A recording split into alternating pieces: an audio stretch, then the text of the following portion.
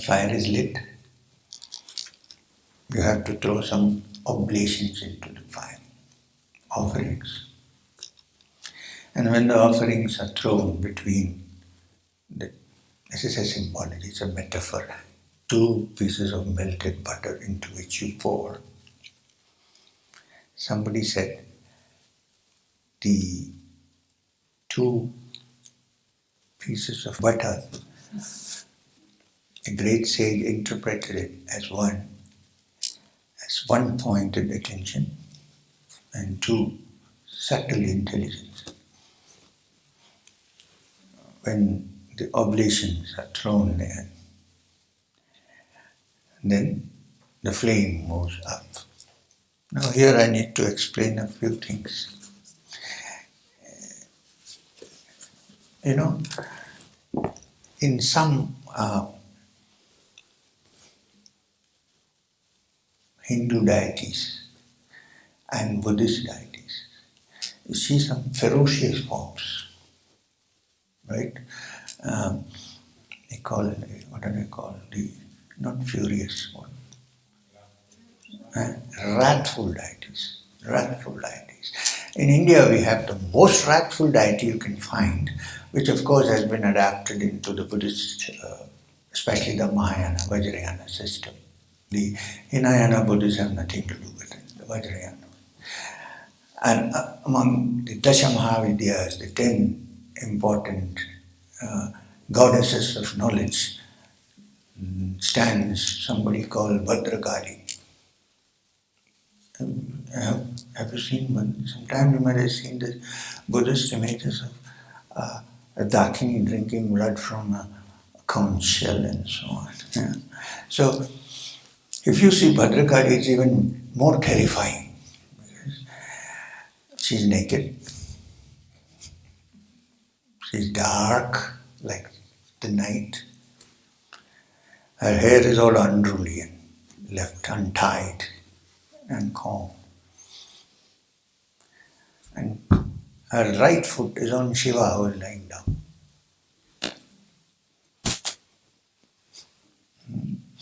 And her tongue is out, the ultimate rebellion.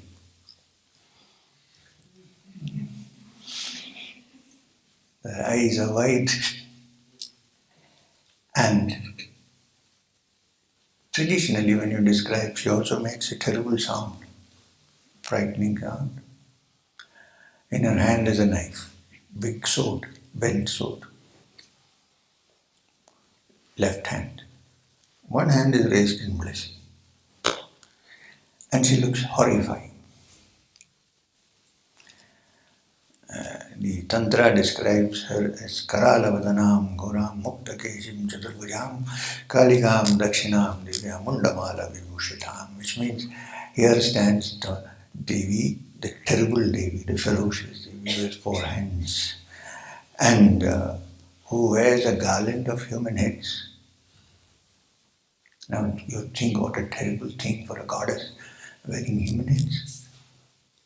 So this is, when seeing this, some people got into the conclusion that in ancient India there's all these savage tribals were worshipping her. They forgot the Upanishads, of course. So what does it mean? It simply means that the reality of our life, forget the supreme reality, is violent and is full of blood. And the goddess Kali, who is the supreme reality, she is actually a representation of the Kundalini, the supreme energy. And Shiva is a calm divinity who is lying, and she is dancing on his chest with one leg up. Which means in action, energy can be very, very strong and dangerous in motion.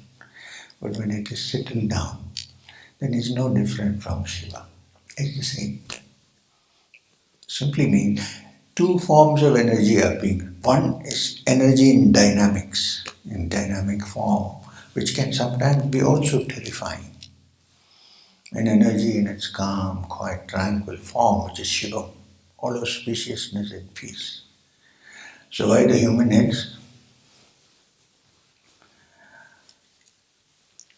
The person who is looking for the ultimate truth should be ready to cut his ego and throw it as a garland on the Devi's neck. All pride, all everything is here. Can we offer this to the deity? Not really physically. Can we surrender and offer everything that we have to the deity? When that happens, then the deity takes over, and then you reach the Shiva. Such way she is depicted in that form. And the other definition is of fire, Agni. From ancient times in the Vedas, all ceremonies and sacrifices are done with fire. Now, just look at this. Fire is a symbol of ignition, of combustion. One spark of fire is enough to burn down the entire forest. You don't need many. Somebody smokes a cigarette and throws the butt, and then before you know it, the whole Californian forest is on fire. You need one spark. And from one candle, you can light 1,000 candles. The flame remains the same. See how symbolic it is of spirit, of the Supreme. And if you light a fire on a stick, hold it down, do you think the fire will burn down or will it go up? It will go up. It cannot go down. So fire is a perfect symbol of spirit. It burns down all that is not required into ashes. And what remains goes upwards, which means reaches the higher sphere. So fire is a symbol. It's also digestion. The Vedas call the digestion the digestive fire. It absorbs and digests all the food. Vaishvanara. And then we also normally say, oh, he's fired by a zeal to do something. Fired. In fact, the word Agni is the root of the word Igne, which means to ignite. Just change the spelling a bit. Ignite. So igniting the desire to know the Supreme is also fire. And igniting ordinary desires is also fire. Sometimes you get so interested in somebody that the fire is consuming you completely.